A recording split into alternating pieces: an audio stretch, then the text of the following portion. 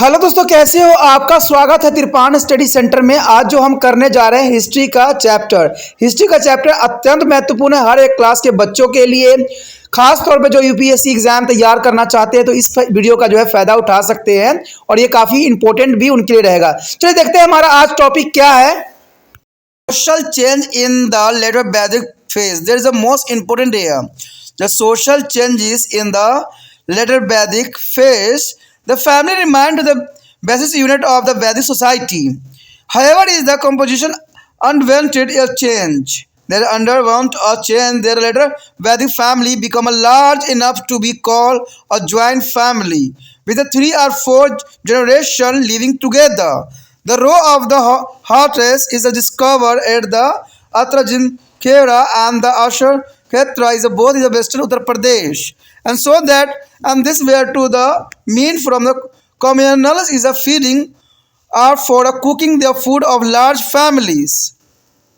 The institution of their Gotra developed in the period, and this means that a people having common Gotra as a descended and from a common ancestor, and no marriage between to the member of the same Gotra and could take place. The monogamous is a marriage where to the preferred even though the polygamous was the frequent, and some restriction on women appear during this period. In the text, women and has been to counted as a vice along with the dice and wins. Wines and in another text of daughter has been to said to be a source of all sorrow. Woman had to be stay with her husband at his place after the marriage. The participation of women in a public meeting was restricted. However, the most important change was the rise and growth of social differentiation in the form of the Varna system. The four Varna in which the society come to divide were the Brahmans, Kshatriya, Vaishya and Shudra. The growing number of sacrifice and rituals is during the period is made of Brahmans is very powerful. They conducted as a various rituals, is including those related to the different stage of agricultural operation. This made them all there is a more important. The Kshatriya is the next in the social hierarchies as well to the ruler. Along the Brahman is a control over all aspect of life.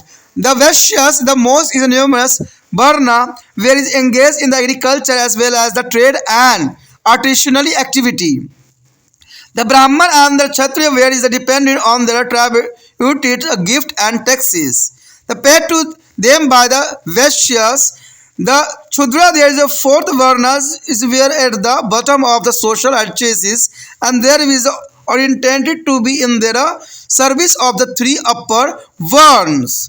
There is not an entire to be use of Upanishad and the Samakra is investigated on with the scare thread the necessaries to the acquire education. The other 3 is a one where is entitled to such as a ceremony and another where is known as the Devisas. This can be constructed as the beginning of the impositions of disability on their Shudras as well as the beginning of concept of rituals pollution. Another important institution that began to take shape was the ashram or different stage of life. There is a brahmacharya, a student life, and the grihastra is the householder. Grihastra is the householder, and Bansprastha is here is here mites. And stage is mentioned in the text. Later is a sannyas. There are 4 stages also is come to be added. Together with the varnas, it's come to known as the varna ashram dhama. यहाँ पर देखा जाए तो उत्तर वैदिक काल के सामाजिक परिवर्तन देखिए, उत्तर वैदिक काल के सामाजिक परिवर्तन किस प्रकार हुआ और यहाँ पर क्या खासियत ये है। कहते हैं परिवार अभी भी उत्तर वैदिक समाज की बुनियादी इकाई थी, यानी उत्तर वैदिक काल में भी जो है परिवार जो है बुनियादी इकाई थी और यद्यपि इसके रचनात्मक ढांचों में परिवर्तन आ गया था। उत्तर वैदिक कालीन जो है पारिवारिक काफ़ी विशाल हो गए थे और जिसे संयुक्त परिवार कहा जाता था, यानी काफ़ी विशाल होने के कारण ये संयुक्त परिवार में बदल गया था जिसमें 3 या 4 पीढ़ी के लोग एक साथ एक ही परिवार में रहते थे। पश्चिम उत्तर प्रदेश में जो है अंतरा जिखोरा और जो अच्छी छत्र में मिले चूल्हे की कतारों से पता चलता है कि यहाँ जो है सामूहिक भोज के लिए या फिर विशाल परिवारों के लिए भोजन पकाया जाता होगा। गोत्र की संकल्पना भी इसी काल में विकसित हुई। इसका अर्थ यह हुआ कि यह एक ही गोत्र के लोग एक ही वंशावली से थे और एक ही गोत्र के व्यक्तियों में परंपरा विवाह संबंध नहीं होते थे। यद्यपि बहुपति प्रथा भी उस समय प्रचलित थी, परंतु एक पत्नी विवाह प्रथा को ही बेहतर समझा जाता था, जैसे आज के समय भी समझा जाता है। इस काल के दौरान महिलाओं पर कुछ प्रतिबंध भी लगाए गए थे। एक ग्रंथ में उल्लेख मिलता है कि नारी को जूते और मद्यपान की तरह व्यासन माना जाता था, यानी उस समय नारियों को जूते के समान और मद्यपान के समान माना जाता था। तो ये बहुत जो है उनकी क्रूरता को दर्शाता है। एक अन्य ग्रंथ में पुत्री को सभी दुखों से मूल रूप में वर्णित किया गया है, यानी इससे पता लगता है कि उस समय औरतों की दशा बहुत बुरी थी। महिला विवाह के बाद अपने पति के घर में रहती थी। सार्वजनिक सभाओं में महिलाओं की भागीदारी पर प्रतिबंध लगा दिया गया था। तो इससे साफ जाहिर होता है कि उस समय थोड़ी सी जो रूल रेगुलेशन थी वो महिलाओं के लिए बहुत कठोर हो गई थी। यद्यपि सबसे बड़ी परिवर्तन उस समय तो था, जो सबसे बड़ी बात था वर्ण व्यवस्था की। कहते हैं वर्ण व्यवस्था सबसे अधिक परिवर्तनशील थी के रूप में समाज में वर्गीकरण का उद्भव हुआ और विकास हुआ। समाज को जिन 4 वर्णों में बांटा गया था वो थे ब्राह्मण, क्षत्रिय, वैश्य और शूद्र।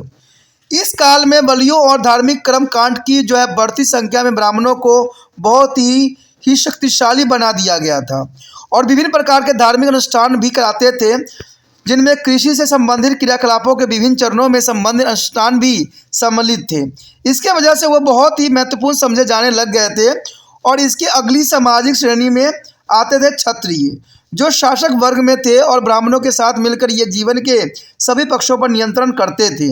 वैश्य वर्ण जो बहुत बड़ी संख्या में थे, कृषि कार्य के साथ साथ व्यापार और कारीगर के काम भी किया करते थे। और ब्राह्मण और क्षत्रिय वैश्यों द्वारा दिए जाने वाले दान दक्षिणा उपहार को कर पर निर्भर होता था। क्षुद्र अर्थात चौथे वर्ण के लोग समाज श्रेणी में कम में सबसे निचले स्तर पर आते थे। उन्हें तीनों वर्णों की जो है सेवा करनी पड़ती थी। तो ये बहुत काफ़ी इंपॉर्टेंट बात यहाँ पर आ जाता है कि उस समय ये वर्ण व्यवस्था में बटी थी।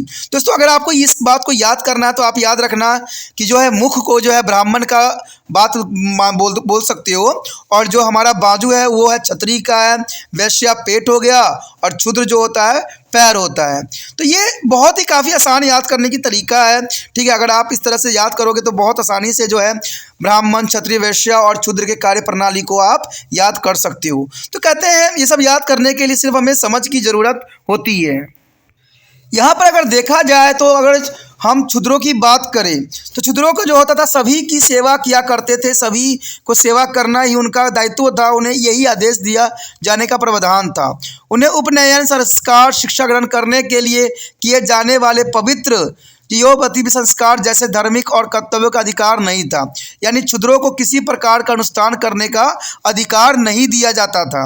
अन्य तीनों वर्णों के लोगों इस संस्कार की अनुमति थी, यानी 3 वर्णों को सभी तरह के संस्कार करने का पूरा अनुमति दी गई थी और इसलिए इन्हें जो है द्विज कहा जाता था, जिसका सांकेतिक अर्थ है कि वह 2 बार जन्म लेते थे, यानी यानी जन्म लेना। इसे क्षुद्रों के कमजोर बनाने और धार्मिक कर्मकांडों में बुराइयों की संकल्पना की शुरुआत के रूप में माना जा सकता है। एक अन्य महत्वपूर्ण संस्था जिसे इस काल में रूप लेना आरंभ कर दिया था वह थी आश्रम व्यवस्था। आश्रम व्यवस्था का मतलब यही होता है जीवन की विभिन्न अवस्थाएं। जैसे आपको पता है ब्रह्मचार्य यानी विद्या जो विद्यार्थी के जीवन आपको बिताना पड़ता था, 25-25 साल में इसको बदल दिया गया था। यानी ब्रह्मचार्य अवस्था में आपको विद्यार्थी जीवन में जीना था और विद्यार्थी बन के ही जो है अपना शिक्षा ग्रहण करना होता था। उसके बाद दूसरा चरण जो है गृह अवस्था आता था, गृह आश्रम आती थी, जिसमें घर में रहना होता था, जहाँ पर अपना परिवार बसाना होता था। उसके पश्चात था वन प्रस्थान यानी बैराग लेना था। इसमें बच्चों को पढ़ाना उड़ाना यही उनका कार्य हो जाता था। इन अवस्थाओं का वर्ण ग्रंथों में हमें मिलती है। बाद में संन्यास आश्रम की चौथी अवस्था को भी जीवन में जोड़ा गया था। वर्ण व्यवस्था के साथ इसे जो है वन आश्रम धर्म का नाम भी दिया गया था, जो कि काफ़ी इम्पोर्टेंट बात यहाँ पर आता है।